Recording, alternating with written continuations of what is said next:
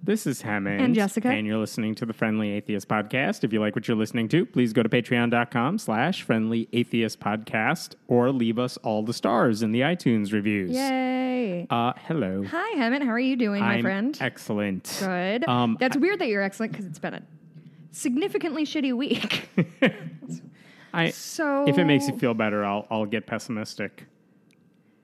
Get pessimistic? I'm sure it'll come. Unlike your norm. I was chatting with him as I was doing research, and this thing that's happening with immigration, which we'll definitely talk about, is really it's really overshadowing the normal absurdity of the religious right. Everybody's really laser focused, which they should be. There are general stories that I'm like, oh look, that's religion gone wrong, and then you realize it just pales in comparison to systematic torture of children, basically from the government. Cool.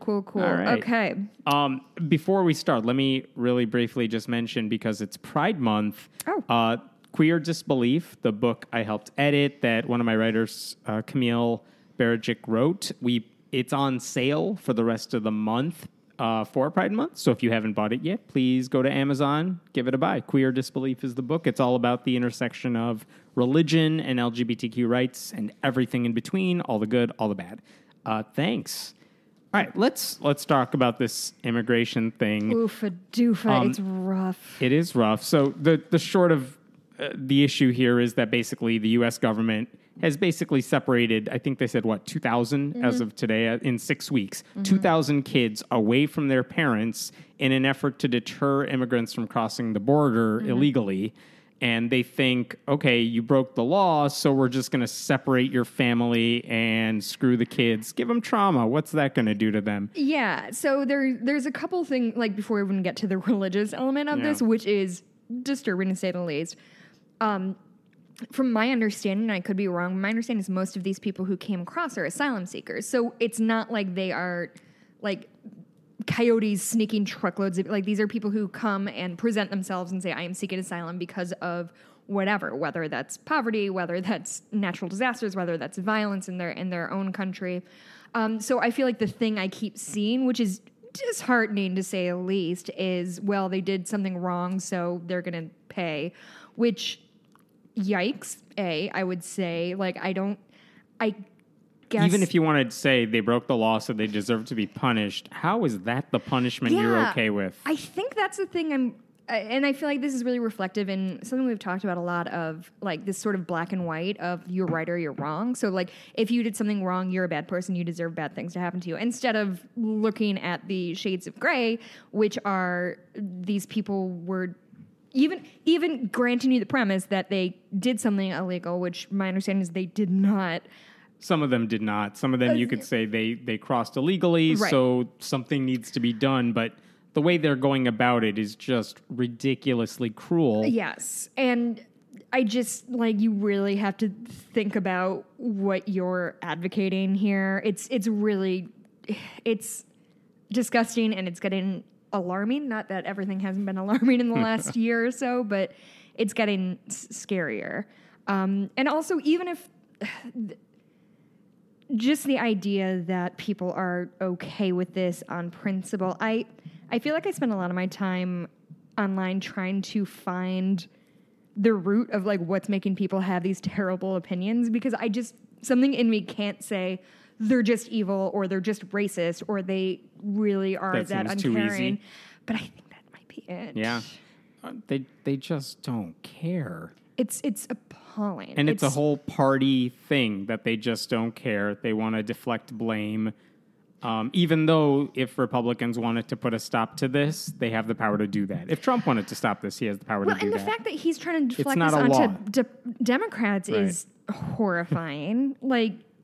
Okay, anyway. Yeah. I actually want to say, people who say that, this started under Obama, what was happening under the Obama administration is kids who were crossing the border alone, so teenagers usually, and then that was, obviously, they were trying to do something with those kids. So when they say there have been kids held, quote unquote, there's a difference between that and ripping a child away while he's being breastfed by his mother. Exactly.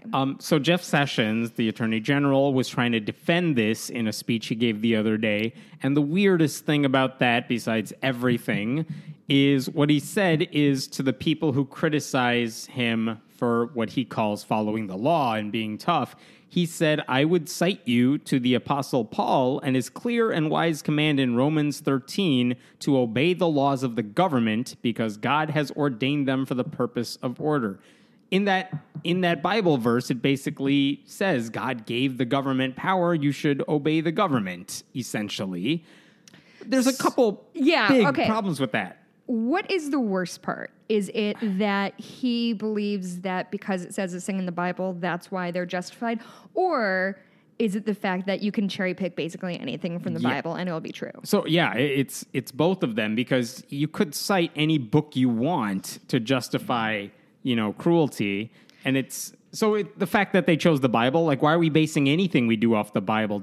If you don't have a good argument for what you're doing, don't say, well, my religious book says this, so it's okay. Mm-hmm. Like, no, that in itself is a problem. It would have been, I think, more obvious to people if he had read from the Quran and said, this is where we're getting this from. Then they'd be like, how dare you? But because it's the Bible, they don't care. That particular passage used to be quoted to justify slavery. Is that some garbage I read online? It could be. And when, I don't remember the specifics, but easily, I'm sure I would not be surprised if when, Christians were justifying slavery too, they said it's a government policy, the Bible says this. Mm-hmm. In theory, this is not a comparison, though we can talk about that too. Yeah. You could make the argument that, well, the government put Hitler in charge, therefore you should listen. Like, I think everyone would understand, no, that doesn't mean you listen to the government. Sometimes governments are corrupt. They are bad. You shouldn't listen to them. Also, didn't the government kill Jesus, or did I misunderstand that particular part of the Bible? That is a fair argument, too. And so the fact that they chose not just a Bible verse, which is problematic, but that one, because later on in Romans 13, it says something very different. It's basically saying, welcome the outsiders, welcome people. You can make the argument by cherry picking other Bible verses that Jesus wants you to take in refugees and help the suffering and do what you can for the least of these. You could cite the Bible to do whatever you want it to do. The fact that they chose like the worst possible verse to justify their policy tells you a lot about their understanding of the Bible, and the fact that they use the Bible. And by the way, it wasn't just Jeff Sessions doing it. Sarah Huckabee Sanders later on, even when she was asked, where does it say in the Bible that it's moral to take children away from their mothers? She responded, I can say that it's very biblical to enforce the law. That's actually repeated a number of times throughout the Bible. Did you see the video clip of the reporter yelling at her, you have kids, how are you? Yeah. And she didn't answer that question. No, she didn't. And people got mad at him for yelling at her, even though I don't get why the press corps, the next question should be answer that guy's question. Because I would like to know that too. Yeah, why did they let her move on? Yeah. So a couple weeks ago, I was going to talk about this, and then I just sort of scrapped it. And by the way, separating children from their parents, that's not U.S. law. That's just like Donald Trump Republican dickishness. That is not the law we're defending here. If we read that this was happening in the Middle East, it would be a humanitarian crisis. Mm-hmm. So a couple of weeks ago, I brought this and I didn't, I just scrapped it. But somebody wrote a kind of cool article about 10, I think it is, verses that say why we should help immigrants. And she literally just, she broke it down by kind of a summary point and then literally put the verse. So it's leave food for the poor and the foreigner. God loves the foreigner residing among you. The sin of Sodom is that they did not help the poor and needy. Don't oppress a foreigner. Don't deprive foreigners among you of justice. Do whatever the foreigner asks of you. Leave your door open to the traveler and love your neighbor as yourself, which I thought was a big one, but I guess my biblical scholarship is not strong. And by the way, just to be clear, there are so many religious organizations that oppose what the Trump administration's doing. There's no shortage of them. Actually. Yeah. Speaking of which, Franklin Graham came out against it. Yeah. Did you hear about that? He did. He said it was devastating to see immigrant families ripped apart at the border. And like when Franklin Graham says something sensible, you kind of perk up because like that never, it's like Pat Robertson saying marijuana should be decriminalized, which he has said. Yeah. And you're like, wait, did you just say something sensible? Stop clock and all that. Yes, exactly. But it's disgraceful. Franklin Graham. Yeah, it's disgraceful and it's terrible to see families ripped apart, and I don't support that one bit. So credit where credit's due. So again, who is this policy? Who's in favor of this policy? Racist people on Facebook, according to my feed. Yeah, I mean, I think it's really interesting that they're like, oh, it's a deterrent. But I feel like immigration laws change pretty frequently, and it's not like people who are fleeing oppressive nations are like, oh, I'm going to go. What are they going to do? Leave their kids at home or something? Yeah, that's the other thing. Is like, if somebody is risking this much to get to the United States, what are they leaving behind? Right. And it's just, I don't know. It kind of rings similar to me with what I see a lot is these are asylum seekers. These are people leaving dangerous situations.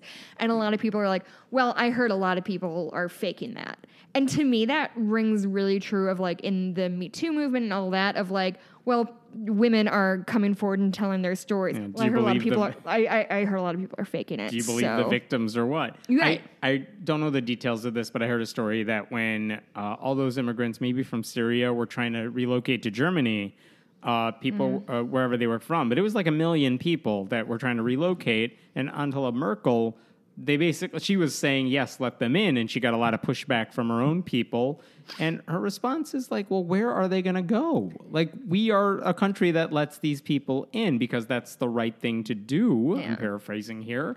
But like, yeah, that attitude is nowhere to be found right now because Republicans. So. And I think what's really horrifying about all this, Hemant, please, you're drunk already, those 2 sips. I think what's horrifying about this is that they're now using these kids who are basically being held in prison camp. I mean, there's no other way to put it. They're like literally in cages or a hollowed out Walmart, which, God, ugh. And they're literally holding these kids hostage to get some bills passed. Like, that's what they're saying. Like, yeah, the compromise is, it would be sad if something happened to these kids if we don't get our immigration policy. So give us a wall, give us these other stupid things. But what they want is reduced legal immigration, which I guess and we live in a fairly immigrant-heavy area, I would say. Pretty diverse.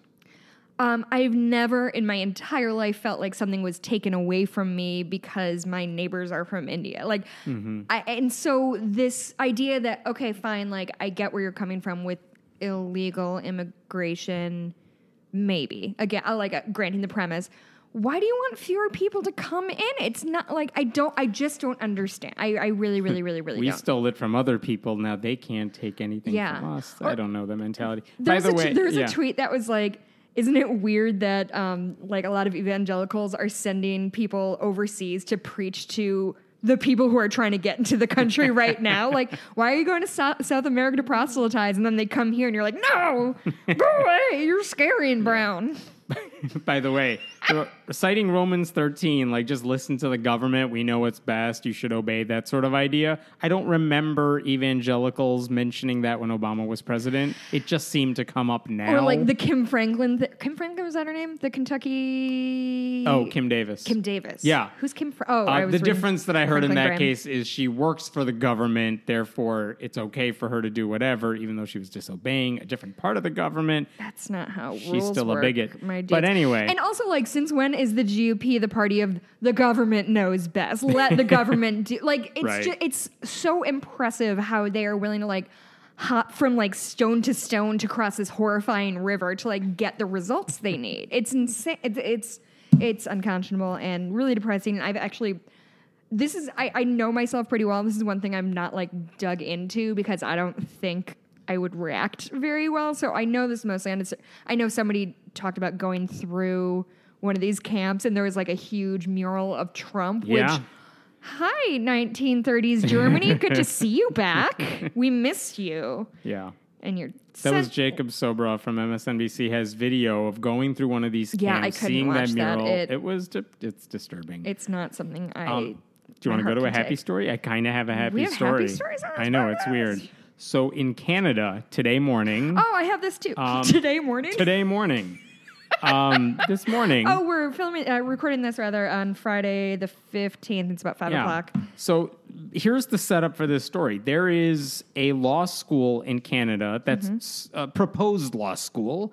They proposed it about 5 years ago. It's in British Columbia. It's Trinity Western University. They said, we want to start a law school for our Christian university. Yeah, so Trinity Western exists already, and what they're proposing is an extension with a law school. Right. Which took me too long to understand. And they said, I think this was 2013, they said, or maybe 2011, they said it'll open in 2018.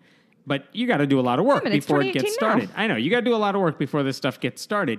And basically, one of the issues that happens is they say, we're going to set up a curriculum. We're going to tell you what classes we're going to have and what the kids are going to learn.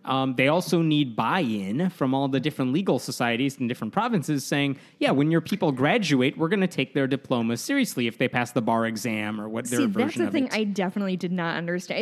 Is that exclusive to Canada, or is that... is there a similar process in America? You're married to a lawyer. She knows law. Sure. You have to pass the bar exam in Illinois, and then the Illinois Bar Association says you could practice law. You're fine. And you got to make sure you're keeping up and you don't get any, strikes against you and stuff like that. Because I know this is so ignorant, but your law degree and passing the bar are two different things, right? Yeah, you can get the law degree saying you passed the classes, but the bar exam is you're ready to practice law. Can you do the other way around? I don't. That's a good question. I don't actually know. But like in medical school, same thing, where you could graduate from med school, but you still got to pass your boards. Gotcha. Okay. After your second and fourth years. Like there's a process you got to go through in all this. Right. To get the credentials you need. So the thing is, just about every province in Canada said, when your people graduate, we'll treat them like other lawyers. That's not a problem. 3 provinces said, no, we're not going to take you seriously. Ontario, British Columbia, and Nova Scotia said, when your people graduate, we're not going to accredit your school. We're not going to count your degrees. It's in British Columbia, right? It is in British Columbia. So that feels like a big loss for them, huh? Right. And basically what they said is it had nothing to do with the classes or the material they were going to learn. They said Trinity Western University has a policy that is basically anti-gay. All students have to sign a statement saying... It's a community covenant. Community covenant saying that, quote, sexual intimacy is only reserved for straight couples. So Straight married couples. Straight married couples. So if you are a gay married couple, which is legal in Canada, if you are not allowed to have sex, or at least the students say that is a problem, it is treating gay people differently than straight people. Okay. And it's that's mandatory to sign. If you go to this place, you have to sign it. And so basically these Ontario, British Columbia, Nova Scotia was saying, if that's a policy, that is a policy we can't support, even if you know what you're doing legally, even if your lawyers know how to law. That's a policy we can't get behind. So we're not going to reward your school for having this bigoted policy. The school sued back in these 3 areas. They basically sued the law groups that pass these, like the bar associations of those respective places. And without getting into details, because I don't want to screw it up, you had mixed results in the courts. Yes. And there were 2 different aspects to the suit, or 2 different suits. Yeah, basically in British Columbia, Trinity Western won the case. In Nova Scotia, Trinity Western won their case, which is to say, if the kids pass law school, they get to be lawyers. But in Ontario, the school lost. So whenever you have like appeals courts saying 2 different things about the same situation, that's when you want to bring in the Supreme Court to sort it out, same as the U.S. And today, the Canadian Supreme Court, this is weird, they issued 2 separate rulings. Oh, okay, maybe that's what I was thinking of. One for the British Columbia case, one for the Ontario case. Both cases, they resolve the same way. Even though we're talking 2 different decisions, they're basically copy and paste in a lot of ways. Okay. Just with slightly different details. The same 5 judges said, they basically what they said is, we're ruling in favor of the legal societies. we're saying that every one of these legal groups has the right to say, we're not going to admit your graduates as lawyers. It's a huge blow to the school. Right. It's a victory for human rights. Yeah.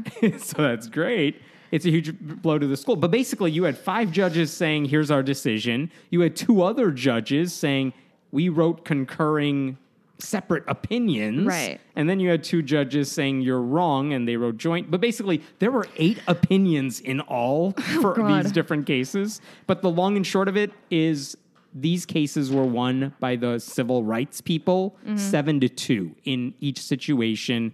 That is good news for civil rights. Yeah. So I'm actually really glad you had brought this up, because I had this on my list to talk about, but you clearly have a greater understanding of what was going on. Just some things I want to add that, so the Supreme Court said it's, quote, proportionate and reasonable to limit religious rights in order to ensure open access for LGBT students. So this wasn't a technicality thing. This wasn't like the cake thing where it's like, it was, from my understanding, and God, I'm almost certainly wrong, but it's setting some kind of precedent, or at least an indication of we're going to protect LGBT people over that's exactly rights, it. Right? This was not a technicality. They said we have 2 competing ideas here. One's this quote-unquote religious freedom that the school is pushing for. The other is, human dignity and respect. Right. And when those 2 collide, we're going with human dignity and respect. And you're right. They basically said we have a public interest in promoting equality by ensuring equal access to the legal profession. Right. Because if you're a gay student who is not ashamed of your homosexuality, you can't go to Trinity Western if you think that gay marriage is fine. They found that it would exclude LGBT students and put those exclude them from the school, period, but also anyone who did attend was put at risk of, quote, significant harm. Right, because they basically treat you. They took it very seriously. Now, what I do want to talk about is this is a big difference in how Canada did decide this case, and how the U.S. would have decided this case. Because in the U.S., we have a very different policy when it comes to all of this. Okay. And put it this way. If you graduate from Liberty University's law school, you're a lawyer. Because the thinking is, we don't really care what your religious beliefs are. You still have to understand the law. You have to know how to apply the law and think about these things. If you disagree with the law, which they do when it comes to LGBT rights, it doesn't matter because you still got to pass the bar exam. Right. Once you pass the bar exam in your respective state, you're good to go. What you do with your degree is up to you. So if you want to work for a group like one of those Christian right groups to try to tear down these laws, whatever, you're still a lawyer. It's kind of like saying, and this has happened in the past, what if you're a creationist who tries to get your PhD in geology? Right. So what do? And this has happened before. You kind of have to assume the Earth is billions of years old, even though that goes against your beliefs. So, I mean, if you're going... This happened in the past where someone got his PhD in, I think, geology or geoscience. He wrote a thesis. He defended his dissertation using proper science and doing all the stuff you would expect a PhD student to do. But if you ask him, do you believe any of this stuff you're defending here? He'll say, no, I believe the Earth is 6,000 years old. And the question was, this was a controversy at the time. But Emmett, why? Why what? Why would he do that? Because now he gets to say he's a doctor in this field from a legit university, and he can use that to promote creationism. So the point is... Somebody had to be footing the bill for that, right? There's no way this dude's I'm going to take out he did the work. hundreds of thousands of dollars worth of student loans I can put a doctor in front of my name. It was in the New York Times because the question is, what should the school do in this situation? And all of his professors were like, he did the work we expect any graduate to do. He gets the degree. The fact that he doesn't believe any of it is a separate issue. Yeah, it feels really thought policey to be like, well, do you really believe this thing? Right. I don't know. And so going back to the Liberty University case, if you're a fundamentalist Christian and you graduate from law school, you don't just magically get your law degree. I mean, it's not like Liberty's law school is, quote unquote, worse than any other law school. You still got to pass the same standardized test as everybody else. You got to show that you know what you're doing, even if you don't believe the law is right in these areas. Yeah, and I have to think that the same way, like what college you went, so I could have an English degree from like Ball State where I went, or an English degree from Harvard, and like it's technically the same degree, but people will definitely look at my resume and be like, I think we'll take the Harvard grad. And that's a different issue, but no one's saying so like what I'm saying though is like if you go to one of these things, like you are taking on the identity of this, so like it's similar but different, I guess. From the anyway, go ahead. The point is, we don't punish Liberty students for where they went. It's kind of what they do with their degree. Okay. In Canada, they are punishing you for where you go. They're saying if you graduate from Trinity Western, your diploma, in theory, worthless. Could be worthless if a legal society in Ontario says, we're not going to accept you. We're going to say you can't be part of the legal society. You can't be a practicing lawyer in Ontario. The court said, yeah, that's fine. So there is a religious freedom argument to be made there. Alliance Defending Freedom, one of those Christian right groups, they're based in the U.S., but they do have Canadian lawyers too. They were making this argument this morning, basically saying freedom of religion and association is not only essential for faith-based groups, but for the functioning of democracy.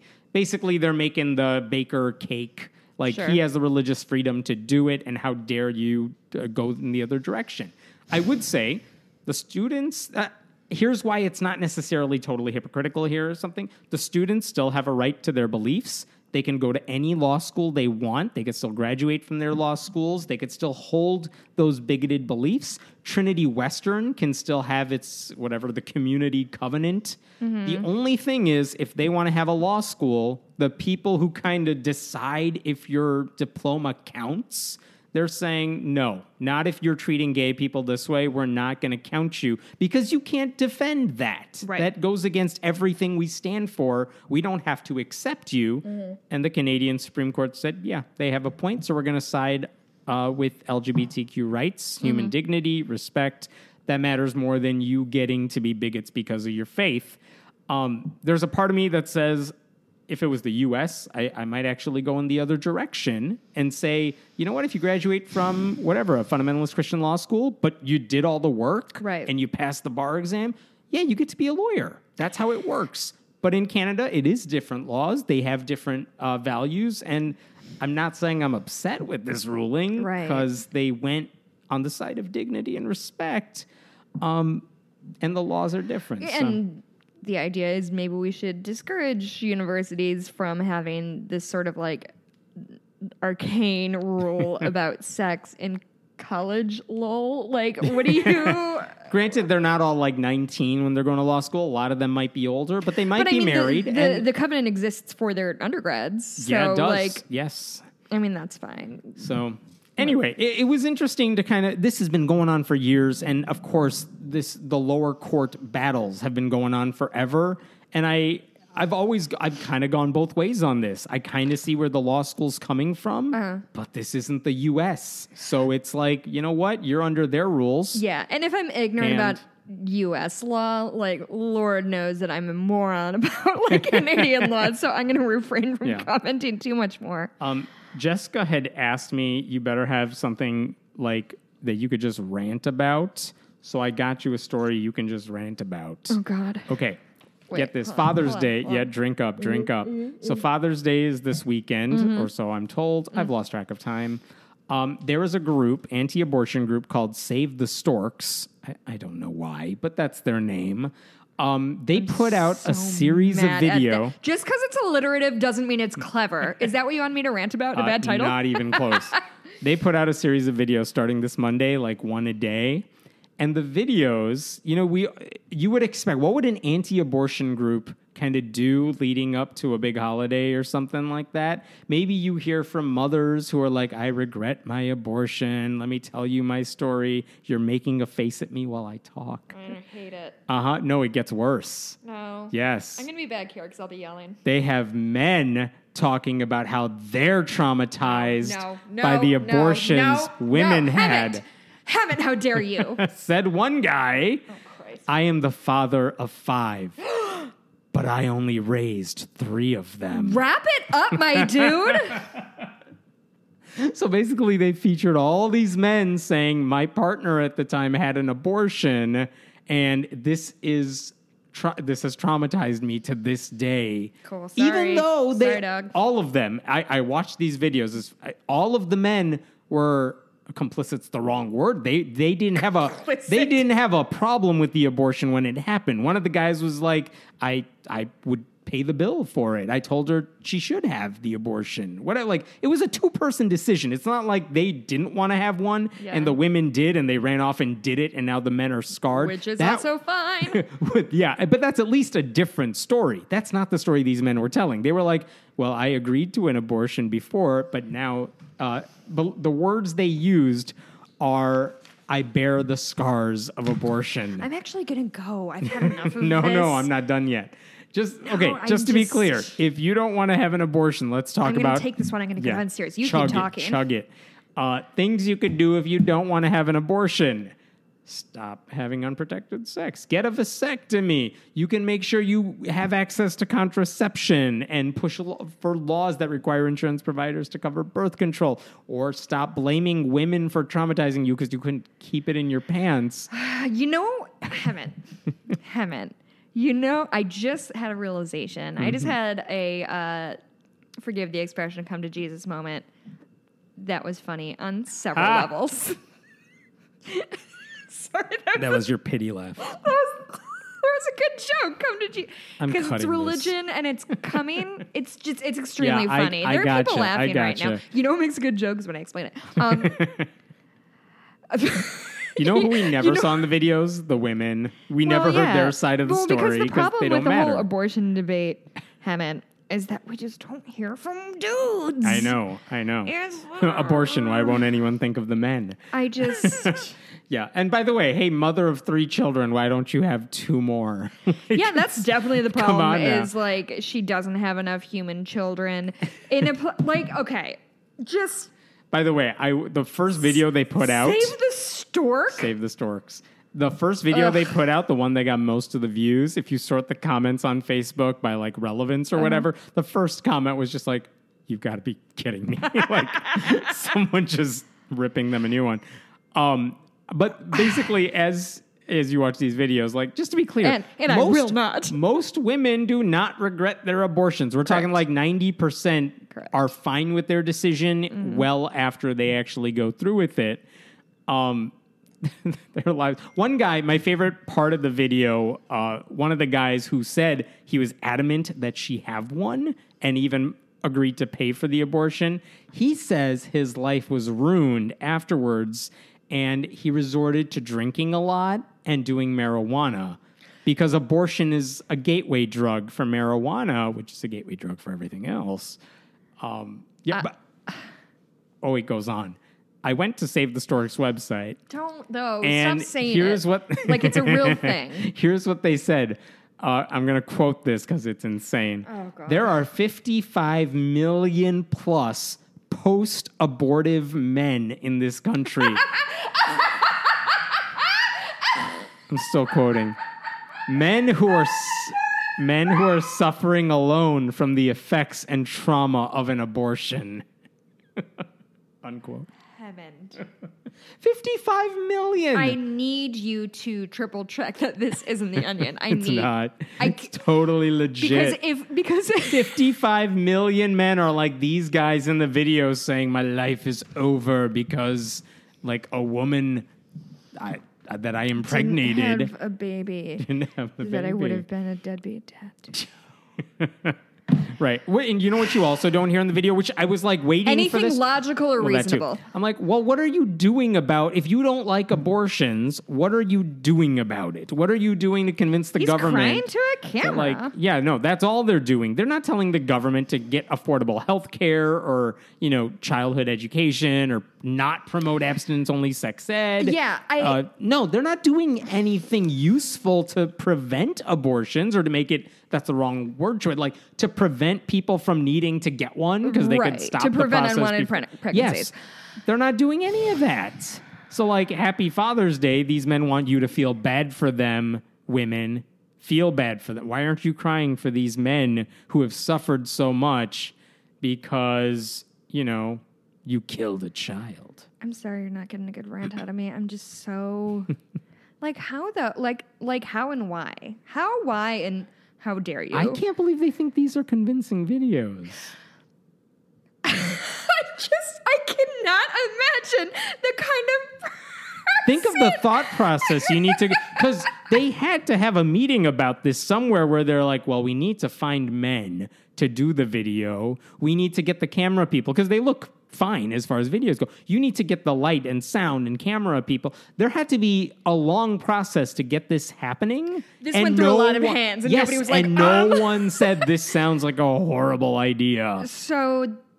So save the storks. Don't stop saying it, Hammond. I cannot believe this is a real thing. I'm Totally so real. post-abortive. What was it? Post-abortive men? Post-abortive men. By the way, there are about 120 million men in the country. So we're talking about half of them. Wow. That's impressive. Are sitting around wallowing in the sorrow Sure. over the abortions that we didn't have. Yeah. No, we did have. You did have. Oh, that you didn't have that. Personally, yes. Wow.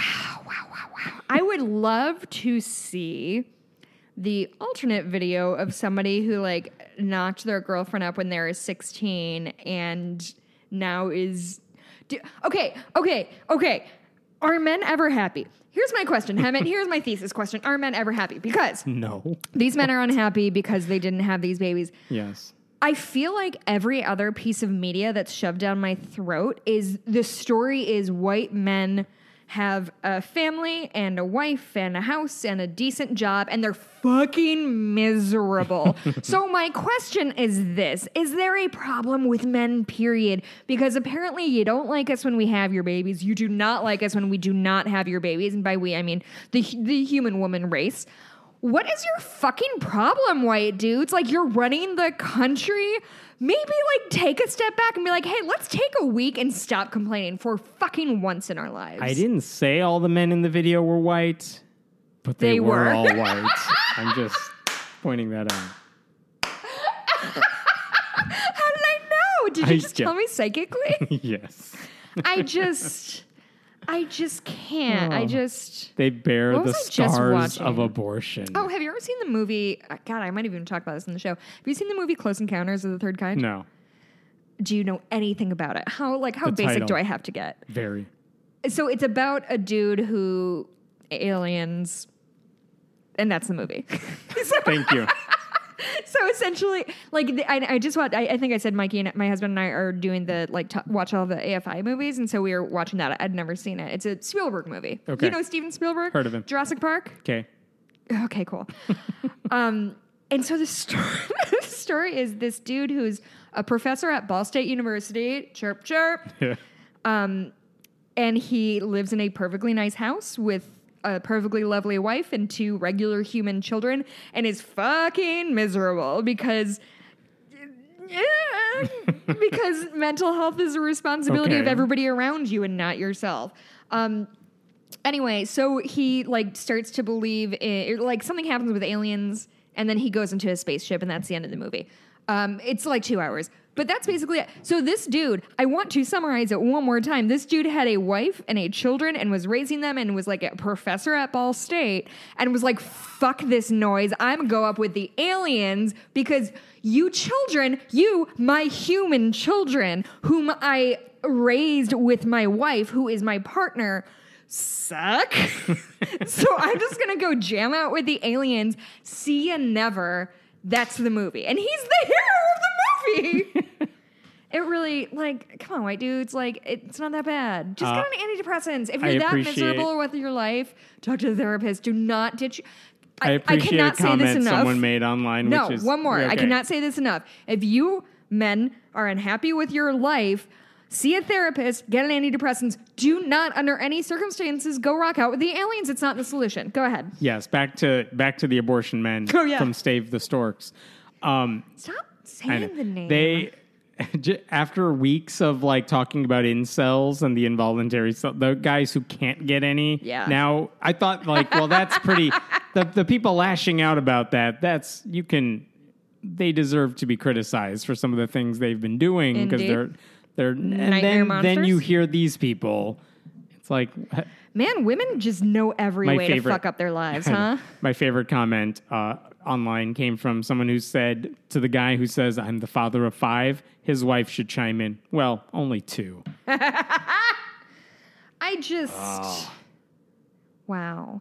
And yeah, and you touched on it before, and I think I feel like I say this every fucking week, but it's always worth revisiting that if your concern is the welfare of the unborn, as you so fondly put it, there are ways to keep abortions from happening. And we know them because they work, and we've seen them work, and we've seen your garbage ways not work. So, education, access to birth control, early childhood education, maybe not like basically punishing women for having kids by making it insanely expensive to rear children and somehow still like paying.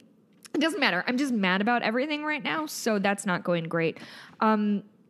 This garbage doesn't work, and it shouldn't work, and I can't anymore. You know how I just can't? You should write a letter to these people.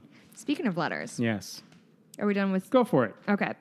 So I actually had brought a story, and it was really brief. It was just the Faith and Freedom Coalition, which is an evangelical group. They are really, really gunning for the primaries. Excuse me, the midterm elections. Mm-hmm. So their goal is to hit $20 million, or 18, I think. They want to contribute $20 million to these primary campaigns for Republicans. So they heavily invested during the 2016 elections, and they want to improve voter turnout because there's a lot of, historically speaking, when you have the first midterm after a presidential election, generally the other party does very well in the midterms. That's just historically true. So Ralph Reed is the chairman of the Faith and Freedom Coalition. He said, we're going to make a bigger effort in 2018 than we did in 2016. If you remember, 2016 didn't go super great for the Democrats. We think our people are going to come, but we also think their people, I think, being Democrats, are going to come in really big numbers. This is going to be hard fought. So I just wanted to bring that up. Like, oh, don't worry. Evangelicals are still... They're still back in this administration, and they're going to vote, and they're going to put a lot of money into the election. Yeah. If you're not... Hey, guys. Get registered in your state. If you're not registered, register. That's it. Like I know if you take nothing else away from this dumb podcast, register, though. The Women's March was the biggest protest ever. Both years, I think. It would be amazing if that sort of energy, that sort of mentality...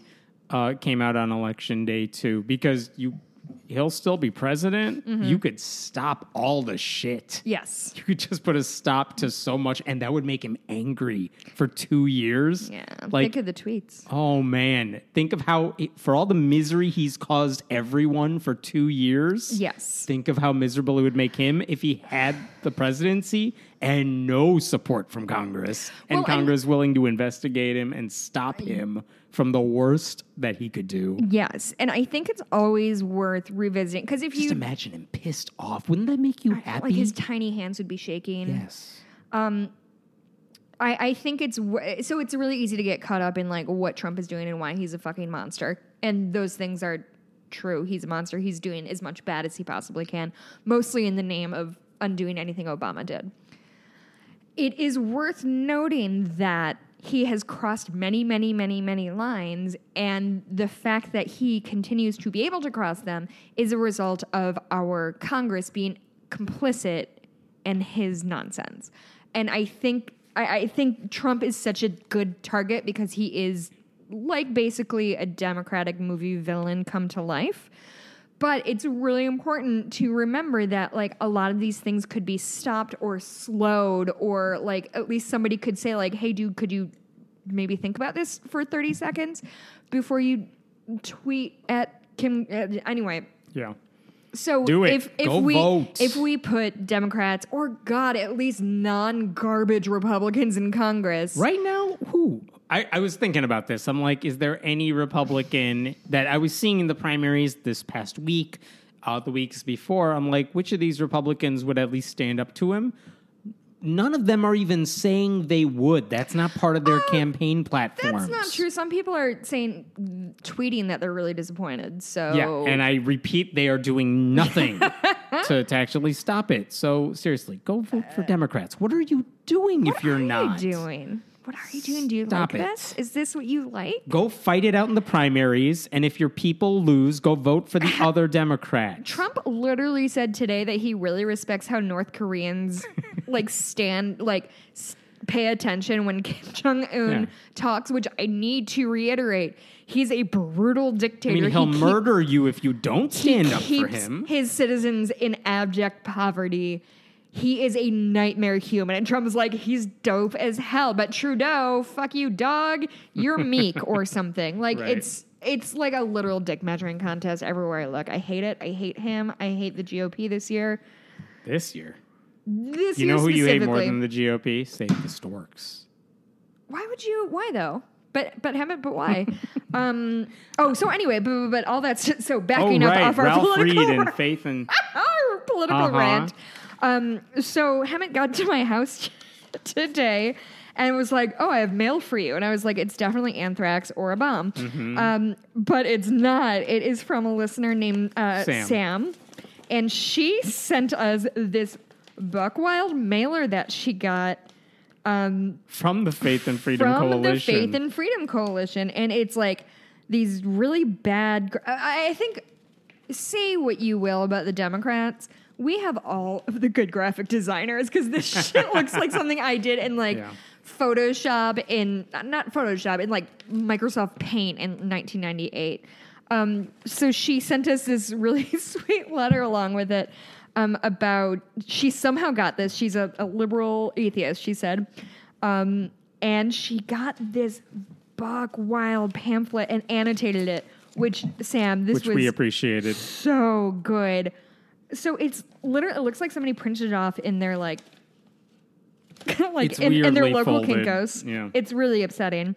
But it's this is sort of a peek inside, which, I mean, I guess we have Fox News, so we always know what they're saying, like, internally, but this is a really bonkers peek inside to, like, what they're saying to each other. They being us Democrats, they are also calling the rapidly approaching 28 congressional elections, quote, the impeachment election. Haven't heard that. President Trump will love seeing these letters of thanks and support, she said, because he's obsessed with himself. And also, they just bold every time it says Trump.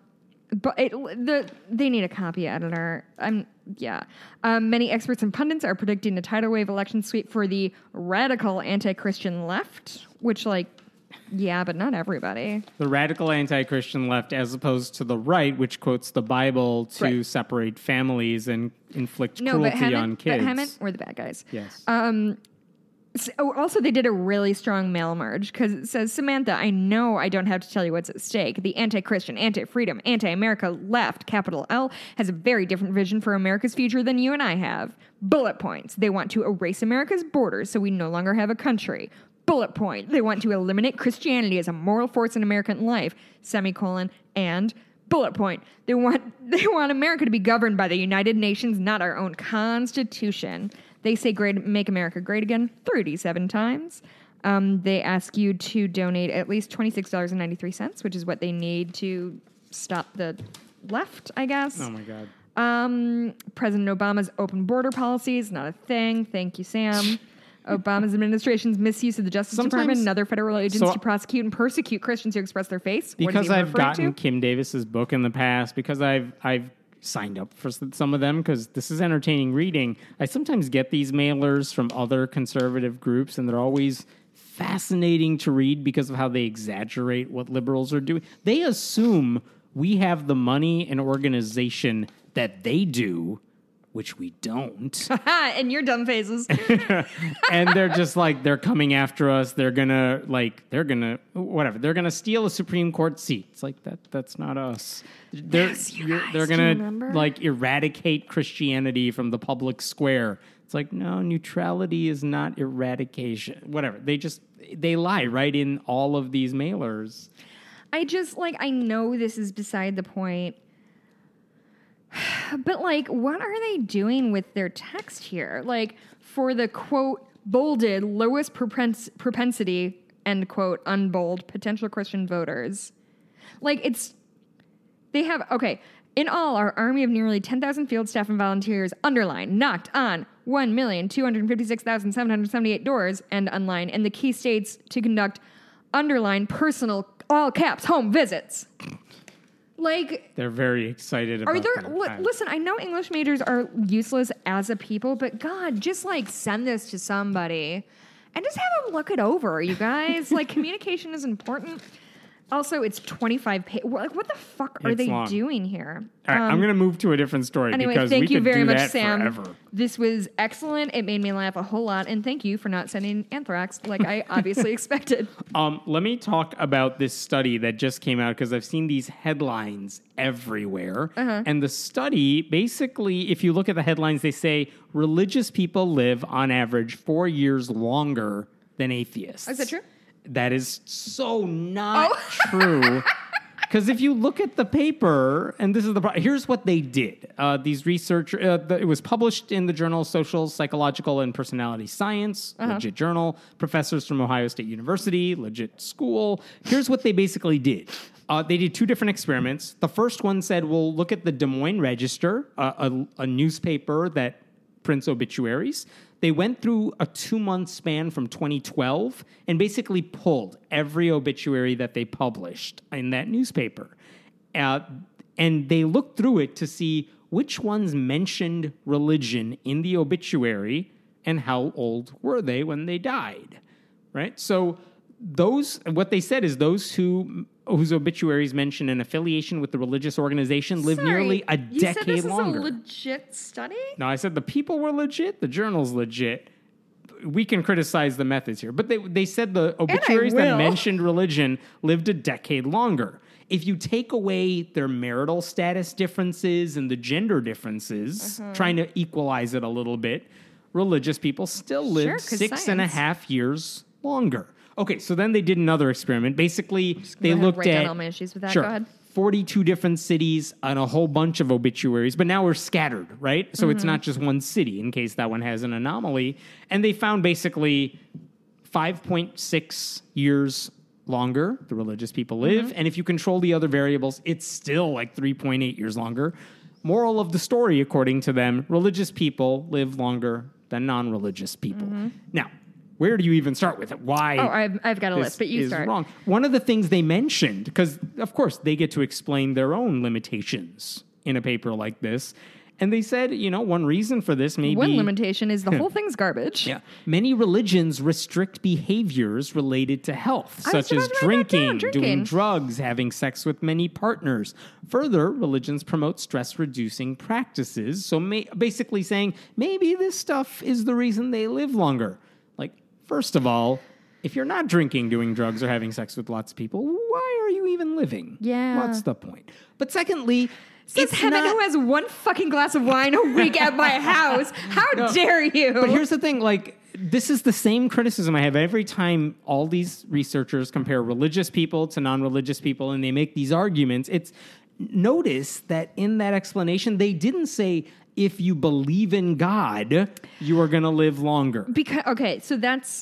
Finish your thought. Sure. I'm going to keep writing. It's not about believing in God. If you suddenly stop logicking and just start believing it, you're not going to live longer. The issue is being part of a community that I think has your back, that you feel excited about being a part of, that gives you these opportunities to be part of something bigger and volunteer and work with others. That is important. That is a good, healthy thing to do. And churches do a good job of that by and large, but they're not the only game in town. And you see this in big cities, too, where maybe religion isn't as big of a deal if you live in like a big urban city, but they have other ways that you get to interact with people, whether it's like a bar, an intramural sports, or a club, or a meetup group, or whatever it is. Did you mention that because you wanted to ask about my softball team this week? Yeah, I want to join it. Sorry, what? Do you even own sneakers? I don't appreciate your laughter at me mentioning sport. So the point is like, and by the way, they even acknowledged all this quietly in their paper. They said in less religious cities, non-religiously affiliated people live just as long as religiously affiliated people. That didn't make any of the headlines. So I didn't even need to write this list. Right. The point is, like, it's not belief in God. It's being part of a community that, like, you feel like you belong. And by the way, if you go to non-religious countries, predominantly non-religious countries in Europe, where they have, like, good health care and good education and good everything, those people have long lives, too. You don't need God to make that happen. Hey, guys, if you're concerned about people living longer so much, and, like, let them go to doctors. Like, I don't know what you're talking about. Even if this is true, if you're that concerned, like, make healthcare a thing people can get. So the funny thing is, like, I get these Google alerts anytime people talk about atheism. This article. Do you have a Google alert for your name? Yeah, it never comes up. I can't imagine why. I know. Mostly because I need the Google alerts for various spellings of my name. And then sometimes it works. But, like, the point is, all the times they do this, it's like, as soon as they say religious people live longer than non-religious people, everyone's writing about it. And not just random people. It's like mainstream publications are pushing this material out. And the methods of how they figure this stuff out and their analysis of it is so flawed every time. And I would also like to float this idea. So given my favorite thing to do, given them their premise, given that the premise of religious people live longer than atheists or whatever. So, like, what's actionable about this? Why is this helpful information? Because if you don't believe in God, you don't believe in God. And, like, maybe you can start going to church and, like, talk yourself into it, but that doesn't seem super likely. So are y'all just flaunting it? Or, like, do you need something else to hold above us because your moral superiority is slipping a little bit, re children in cages? Anyway, so the things I had written down, you kind of chumped my flavor on a few of these. You're welcome. So I would say not mentioning religion does not mean they were or were not religious. Yes. By the way, I wrote this when I was writing about the post. I didn't mention it right now, but you're right. The thing is, like, if you're not part of if you're part of a church, that's usually something that kind of goes in your bio at the end of your life. Yeah, that's a good point. But if you're not if you're not, like, #spiritual, that's not going to. What are they going to say? Are you going to? Maybe your family doesn't want to say he belonged to an atheist group or he was part of a softball group or whatever. They're not going to mention those things necessarily. If I die tomorrow, you better fucking mention that I'm the pitcher on my softball team. She applied to be the president of Save the Storks. And it did not work out. 0-8, and I want all of that in my obituary. I will put your losing record in your obituary. But they don't. You're not going to mention that you're not religious as much as, like, the pride people have if they are. Right. Well, here's the other thing: is that and the family's writing your obituary in a lot of these cases, and of course they're going to mention your church service or whatever it was. I don't have the stats in front of me, but I believe older people tend to skew more religious. Sure. So I feel like that's sort of a self-selecting thing. If you're seeing a lot of bios from, like, 20, 30-somethings who arguably died prematurely, it's less likely that they are going to be religious. So if you do live longer, you're more likely to become religious. So take this away from the study. Anytime you see anyone saying religious people are better in some capacity than non-religious people, almost always, this is the thing to keep in mind. Believing in God is not going to make your life better, but maybe being part of a community will. And that's a difference. And Go join a softball team. But the headlines will never say that. No. Almost. I've got another thing. Yes. So BuzzFeed released a story about a study that was published in the in the journal PLOS Medicine. Yes. Is it PLOS or PLOS is it PLOS? I don't know. Is it PLOS? So they did a study and were able to identify cities that are at greater risk for outbreaks due to unvaccinated populations. So they did this study, and it was for states that have what do they call it? Non-medical exemptions for vaccines. So NMEs, which isn't a great acronym, but so in other words, you can opt out of vaccinations. And so they looked at these states who have these laws.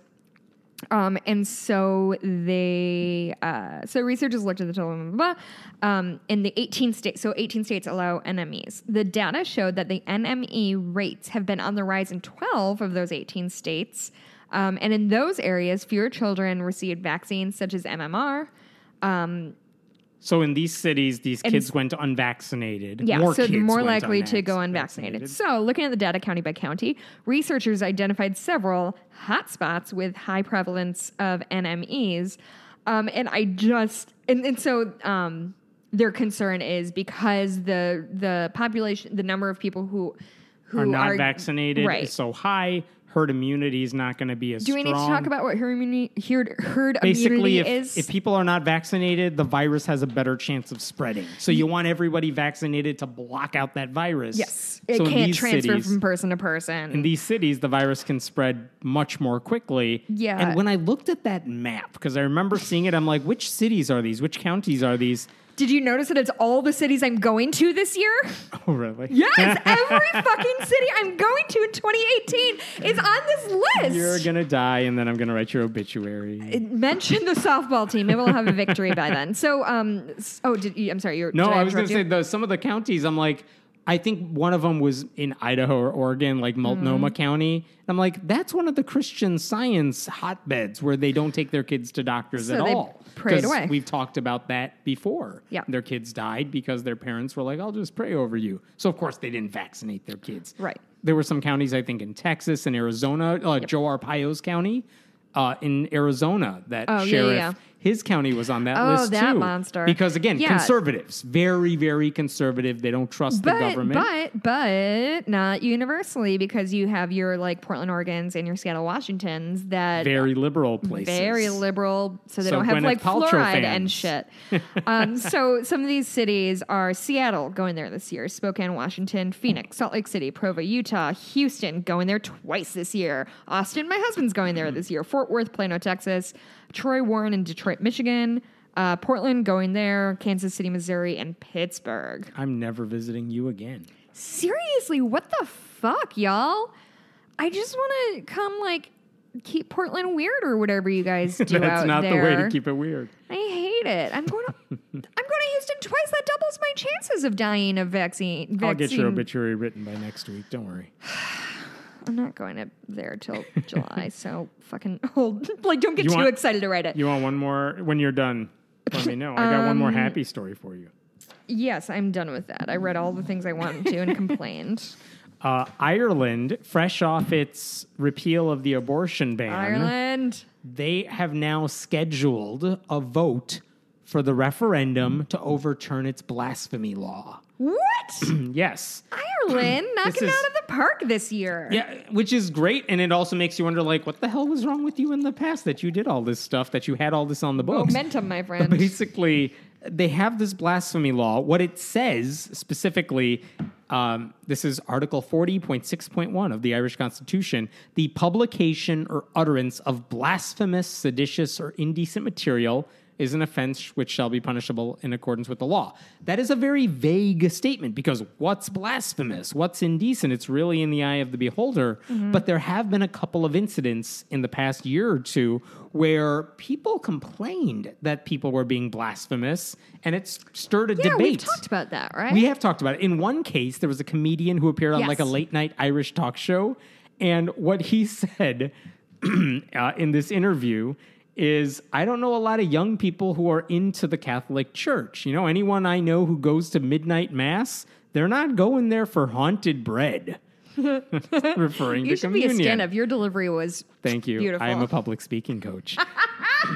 And people accuse that guy of blasphemy for making a joke. Wait, that was it? That was it. Oh, I forgot. He said some other stuff, but that was the main thing. The other one, the more famous incident, is that comedian Stephen Fry appeared in an Irish interview show. Was this is that in the bone 2015. cancer for children? Yeah, basically the host said if you walked up to the pearly gates, and if it was all true, you walked up pearly gates, you were confronted by God, what would Stephen Fry say to him, her, or it? And Fry responded famously, I think now, I'll say, bone cancer in children? What's that about? How dare you? How dare you create a world in which there is such misery that's not our fault? It's not right. It's utterly, utterly evil. Why should I respect a capricious, mean-minded, stupid God who creates a world which is so full of injustice and pain? Awesome answer. That's why Stephen Fry is the shit. Awesome and answer. I would if you haven't, watch it. His delivery is like every time he says how dare you, is that what he says a few times? And he's serious when he delivers it. Oh, it's very It's not a joke to him. No, it's not a bit. It is like him, like his how dare yous are like skeleton shaking. And by the way, he went on to say later, the God who created this universe, if it was created by God, is quite clearly a maniac, an utter maniac, totally selfish. We have to spend our life on our knees thanking him? What kind of God would do that? Great answer. They accused him of blasphemy, and they wanted to fine the station, kind of like it was the Janet Jackson Super Bowl halftime show or something. Wow, contemporary reference. You're welcome. I go back 20 years. And so they basically... It could have been like a 25,000 euro, maybe, fine. They didn't pay it. Like nothing happened. Pound. Whatever it is. They didn't pay it. The whole incident got so much bad publicity because everyone's like, why would you knock Stephen Fry for that answer? That's fine. So anyway, there are reasons like the blasphemy law comes up. It rarely gets used, but when it does get brought up, it's in this threatening way. So this October, the Irish government has now said there is going to be a vote on overturning the blasphemy law, which is fantastic. And by the way, it's not just like a vote on that one issue. This is what's even better. It's taking place at the same time that they're also having an election for other things too. So like, they are also going to be voting on, I can't remember now. They're also voting on like government officials. They're also voting on another issue on women's rights, which means you're going to get a lot of liberals to the polls that day. Yeah, I was actually going to say my concern with that would be like the home to vote movement that they had for abortion rights and prior for gay marriage.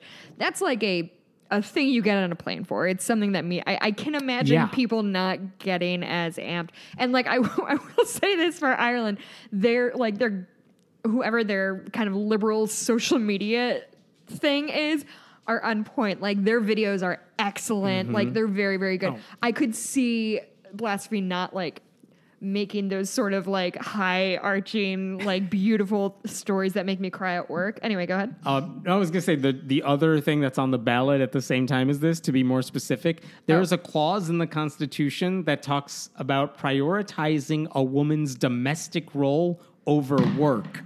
They're going to repeal. Sorry. I know. Well, that's the reaction from Irish people too. So they're going to, So they're going to have another vote on that too. So those people are going to come out. What does that even mean, Hammond? I think it's just one of those archaic things where they had this a long time ago. Prioritizing a woman's domestic role over work. It says that in the Constitution. They're going to get rid of it.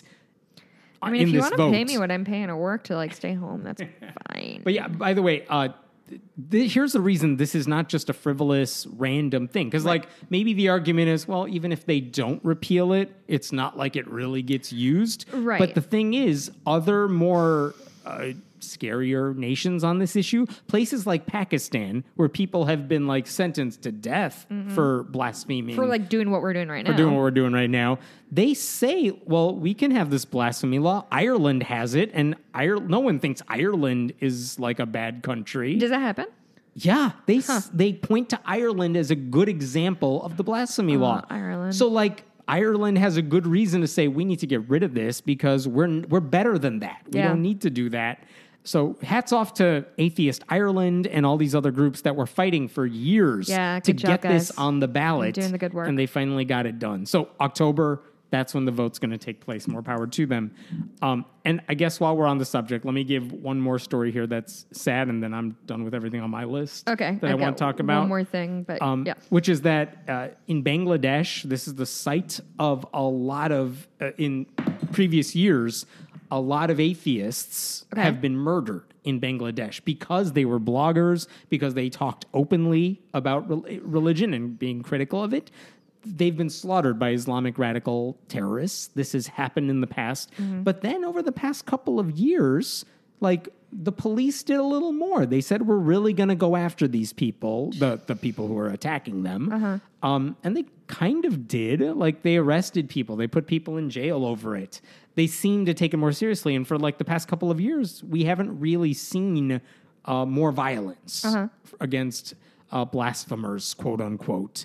And then, unfortunately, that changed this week. Earlier this week, an atheist poet and publisher, his name is Shah Jahan Bachu, he was shot to death earlier this week. We don't know who did it. They haven't announced the names. Sure, we could speculate and assume this was he's an atheist, so these radical Islam Muslims came after him. We don't know that yet. But according to witnesses, there were 5 assailants on 2 motorcycles who got him. They blasted a crude bomb outside a pharmacy, creating panic. And when he came out, they shot him. That is the story that witnesses say. And you said they don't know who did it. Do they expect it's a government sanctioned thing or just No, not government sanctioned necessarily. No one's making that claim. It's just that this happened. And like, what else? What are you going to do? He had been a target in the past, I will say that.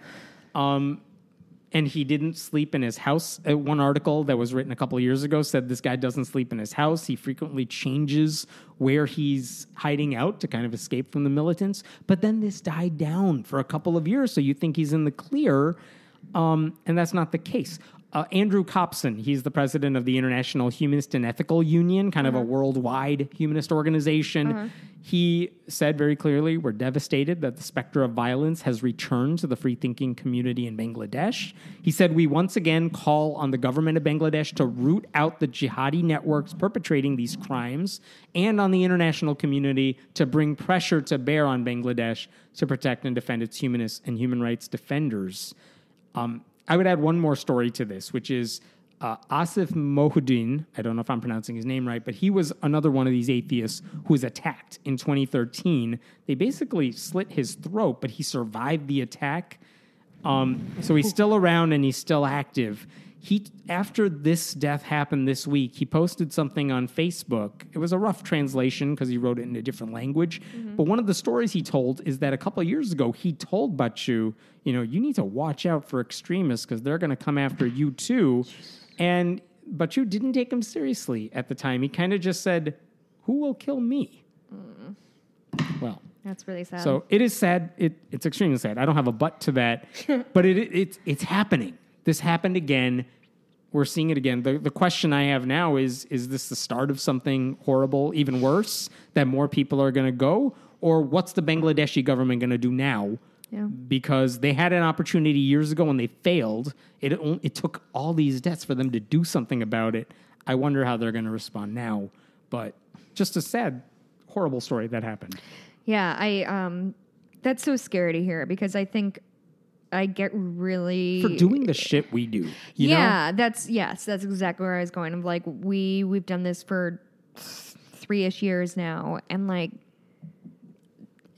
we get shit, and it's not like for me, it's not been like consequence free. I've definitely like had some but nothing dangerous or life changing, and it's horrifying to think that in 2018, like literally, if you put us in a different part of the world doing literally exactly this, it's a death sentence, and that like it's not even, it won't even sink in my head because that is such a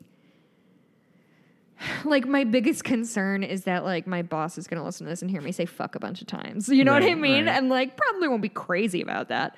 I don't know. I can't believe that this is still something we're living with. Anyway, I was going to say something stupid about in Parliament in the UK, Sir Christopher Chope held up a bill that would send people who take upskirt shots. Okay. They could go to jail, and everyone's like, yeah, this should be a law. And he was like, no, let's talk about it more, and delayed it. I don't know. It was expected to pass. Parliamentary rules mean it only requires one MP to shout object to... Man, so he objected to an Parliament upskirt has this shit going ban? on. They just yell shit, and they're like, cool, law stopped. Wait, so he delayed the upskirt ban vote? He's yet to speak about why he blocked the bill, but upskirting victim Gina Martin, who started the campaign for the new law, said he had told her that he objected to it, quote, on principle, because it wasn't debated. So essentially, however parliamentary law works. But this is like his whole jam, is like, if something is, everybody's like, yeah, this needs to go through. If it doesn't get debated, he'll just hold it up on principle because whatever, which, I don't know, maybe I could get behind that, but I did not learn all about parliamentary law today as I was doing research for this podcast. People are really fucking pissed about this.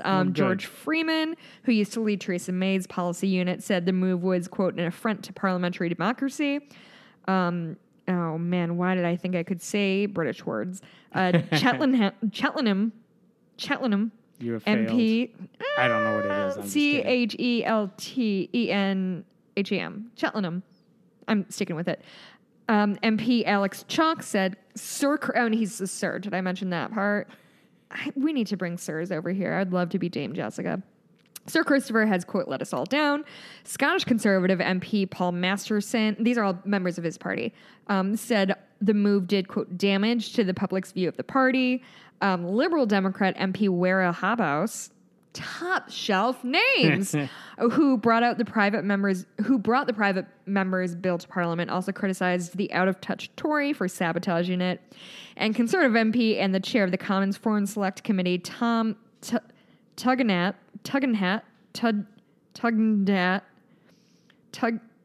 said it was shaming for his party. Quote, it's really objectionable that Christopher should have done this without even knowing what the bill was. I think it's disgraceful to block a law that's designed to protect people from having their most intimate selves. These are adorable little problems where you object on principle. It's completely unacceptable. When we have politicians who won't block anything, even when it's just ridiculously... Like, they're not blocking it on principle. They're letting it go because they don't disagree with it. Anyway, that's what's going on. UK, never change. I just like that they yell a lot.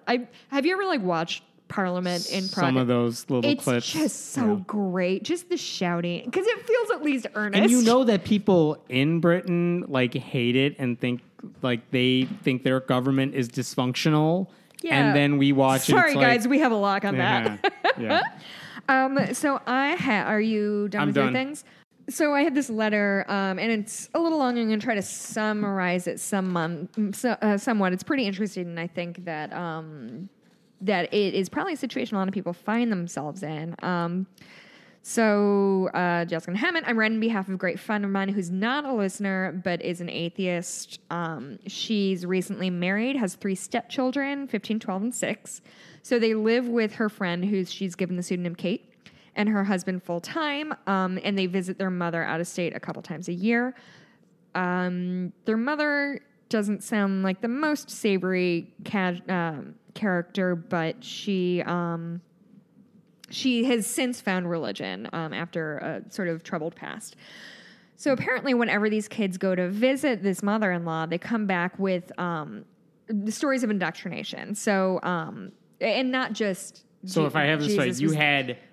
a dad and a mom, they're divorced, and when the kids go with the mom, they come back indoctrinated. It is the mother. I'm sorry, I thought it was mother-in-law. Right. It is the mother. So and so they only have very limited access to their mother. Yeah.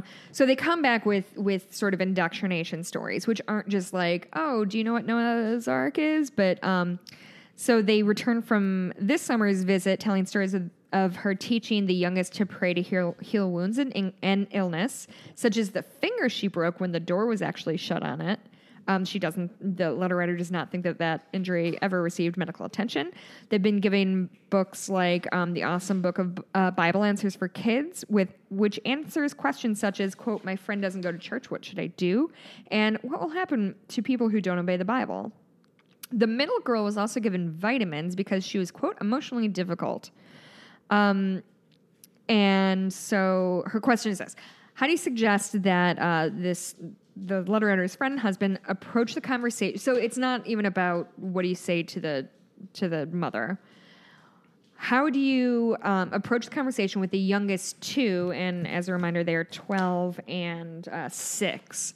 I was thinking about this. I think there were two ways to kind of handle this. One is, look, you can't really stop the kids from going to their mother and getting indoctrinated by her or attempted indoctrination. So you talk to the kids. They're old enough. 6? To basically 6, and the other one's older, right? 12. To tell them basically, look, your mother believes this stuff. I'm not disparaging her. I'm not disparaging the beliefs, because that's opening a whole different can of worms. She believes this stuff. I don't. We don't, as the other parents. And make sure the kids hear your side of things too, because you can challenge it. You can question the stuff they're learning and say, well, where do you think? What do you think happens if you make a mistake? Who's responsible? Like, how do you take responsibility if you make a mistake? That's one way to deal with it, is just to make sure they know this isn't what everyone believes. This is what your mother believes, and we don't. And guess what? That's okay. Right. You don't have to believe this stuff either, but you got to hear the different sides. That's one way. And I think that's fair. My concern is, like, 6 is extremely young, and there are definitely people who have spoken of their own sort of past kind of echoes of trauma, kind of like having literally the fear of God put into them, of if you mess up, or, you know, the thought and this police is where it's aspect really, of it kind of where freaks it's me very out. helpful to have another parent who's saying, well, I don't believe that stuff and I'm okay. Yeah. I'm not going to hell. The thing is, though, a summer is a long time. It is a long time. Especially for a kid that age. And the other thing to think about is, I don't know where the writer was from. I don't know where these parents are from. Yeah, but, like, depending on the state, depending on the courts, this is where I don't know what the situation is, but religion is usually one of those things you talk about when you get divorced with a judge. Oh, really? Where you talk about how are these kids going to be raised. And this is something both parents have to agree on. And so I don't know if this is a thing you could talk to a judge about or a divorce lawyer about. But this is where you say, like, what the mother is doing is so far, like, above and beyond what she should be doing, because it wouldn't be okay to tell your kids, like, your mother's an idiot for believing in God, we're atheists, whatever. That wouldn't be okay either, especially if you're sharing, custody. And I think the other problem is that she says her friend is afraid to push too hard on the subject because because it's a tricky situation. She's a stepmom, and they've been really contentious in the past, and they're all finally on civil terms. So I think she wants to do this as gracefully as possible without kind of causing waves. But I don't know if that's an option. Right. Like, this isn't like, hey, you're feeding my kid meat, I would rather you not. Like, that feels like something you could have a conversation about. Right. This is the thing you believe and are telling your children is wrong, and I don't want them hearing that. I wonder if dad can talk to the mom too, or if is that a conversation they could have, or no? Because maybe the answer is no. Maybe you can't talk to her about this stuff, and maybe that's why they got divorced. Who knows? But somewhere along the line, you're right. It does go too far. You may be traumatizing those kids. So the options are make sure they're hearing alternative perspectives, or if it's going even further than that, then you got to get someone else involved and have someone else step in, whether it's a judge or a lawyer or whatever, because it's not right that one parent can just, like, traumatize / dominate their kids' thinking about this stuff to the point where it just overshadows what the other parent's doing. Right. Especially if it's just they have shared custody of these kids.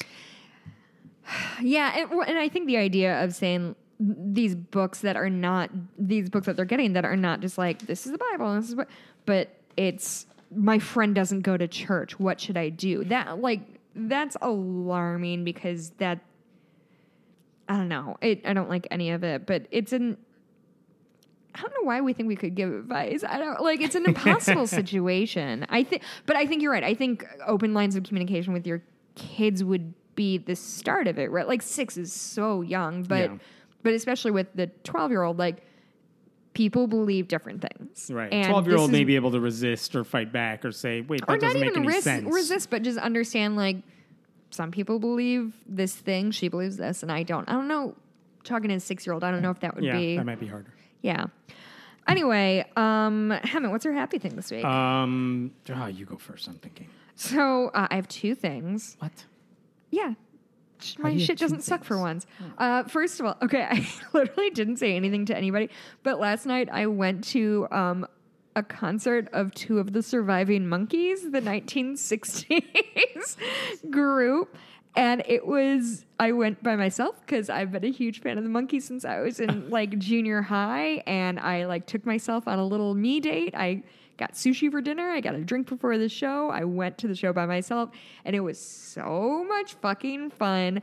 I need to be like, this is their, like, it's just after their 50th anniversary of forming as a group. So these boys are in their 70s. And Hemant, A, the crowd is packed. B, standing ovation every song. Every song, people are on their feet. It was so great. It was Mike Nesmith and Mickey Dolenz. Mike Nesmith is the reason I learned how to play guitar. Like, his song 9 Times Blue is my favorite. And he sounds incredible. Like, it was it was just like this treat for myself because I was unemployed/underemployed for such a long time that I was like, wow, for the first time in a long time, I can afford to like just take myself out, and it was excellent. My other happy thing is it's Star Wars Day. After this, finally, we will post it as a bonus episode. Carved some time out of his busy schedule, so Hemant came over here at like 5. We recorded this. My husband just walked in the door. We're gonna order some pizza. We're gonna watch Star Wars, and then we're gonna record another podcast. You will hear my reactions to seeing this movie. I'm very excited. I need to make sure we all have notebooks. We're watching what, episode 9? Yep, 9. You got it. Got it. Actually, 9 is a real thing, I think, now. No, it's not. 7, 8. No, 9 isn't a thing yet.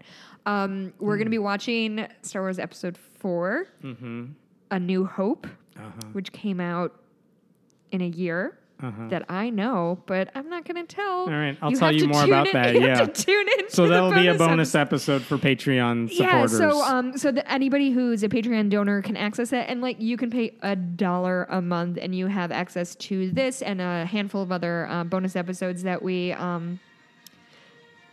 You ass. It's starting. Mikey's so excited. I hope you can hear he's playing the Star Wars theme. He just marched through the house. So yeah, we're about to go downstairs and order some pizza and do that. It's gonna. Oh yeah. I somehow lost my train of thought. I don't know why. Nobody interrupted me. But you can just donate $1 a month to the Patreon, and you have access to this, and then my other kind of bonus series that I've been doing called Fables, which actually Mikey's and my episode should go up in the next couple. I know I keep pushing it off, but we're gonna post the Star Wars one, then we'll post the other ones. Yeah, but there'll be bonus episodes. Yeah, if you're a Patreon, you'll hear all about it. Yeah, if you're on Patreon, you get early access to our regular episodes, access to bonus episodes. On certain levels, you get a cross stitch from me, a note from me and Hemant. You get a shout out. So many things. Go do it. So many things. How can you afford not to? Is my question. Unless you're donating to Save the Storks, in which case. That's how they make the videos. I hate it. It explains it. All right. Email if you have any questions that you want us to almost answer. You can email us at friendlyatheistpodcast@gmail.com. If you want to say some shit about Hemant and just want to email me, you can email me at fablespod at gmail.com. Leave us an iTunes review, but don't say mean things because I read them all and I read them to my husband and I yell. 5 stars, please. Follow me on Twitter, Blueberry, BLUEBURIE, Hemant's at Hemant Meta. Yep. That's it. See you in a couple hours. Bye.